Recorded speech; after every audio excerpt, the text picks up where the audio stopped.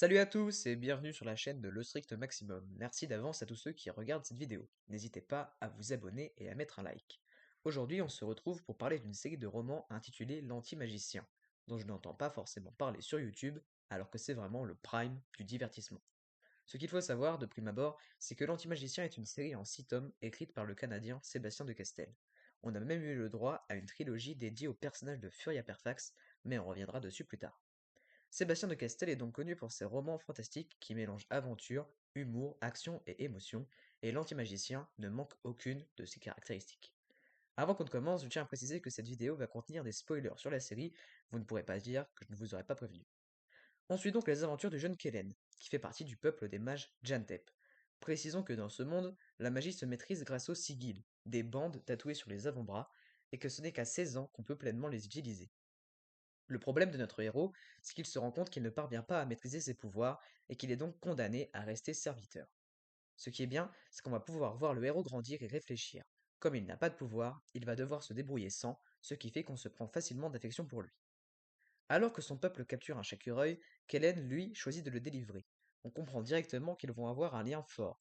Ce Chakureuil, qui se nomme donc Rakis, est très apprécié des lecteurs, parce qu'il est féroce et sadique, mais il peut parfois se montrer plus sérieux quand la situation l'exige. Enfin, le troisième grand personnage de cette série, c'est Furia Perfax, une vagabonde imprévisible. Elle vole parfois même la vedette au héros, si j'ose dire. C'est une experte en jeu de cartes, ainsi qu'une philosophe, une argosie.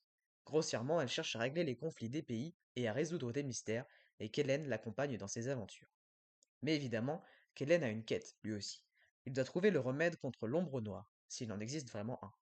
Aussi, il se retrouve d'abord confronté à un charlatan, qui fait croire à ses patients et à leurs proches qu'il peut soigner l'ombre noire alors que c'est lui qui la simule à l'aide d'un sort aussi habile qu'horrible. Ce charlatan nommé Dextan fait selon moi déjà un meilleur antagoniste que la famille Ra ou la conspiration dans le premier tome.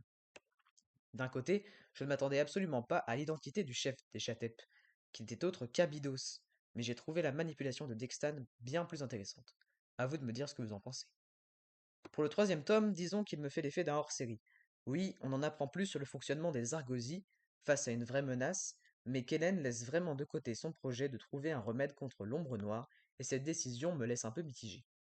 Cependant, on est vraiment pris dans l'enquête, et la rencontre des parents de Furia reste une scène vraiment mémorable. Concernant l'antagoniste le plus marquant, c'est pour moi le mage rouge. De la même manière, je me suis fait avoir comme un débutant sur son identité, c'est peut-être le retournement de situation qui m'a le plus marqué. Au passage, c'est sans doute le personnage que je déteste le plus dans cet univers. Passons ensuite au tome 4, l'abbaye d'Ébène, qui est clairement mon préféré. Kellen se retrouve à nouveau seul, et si certains peuvent trouver que c'est un bémol, je trouve que ça permet une meilleure évolution du personnage, surtout quand on voit à quel rival il se trouve, son propre père. Ce que j'aime vraiment bien, ce sont les membres de l'abbaye d'Ébène qui font de leur mieux pour exploiter le pouvoir de l'ombre noire à leur avantage. On voit également les dérives extrêmes de la malédiction, qui peut transformer des innocents en démons sanguinaires. Le cinquième tome se hisse facilement à la deuxième place. On part d'un début simple qui dérive vers une situation extrêmement complexe. Kellen se retrouve malgré lui pris dans les intrigues politiques de la Darom.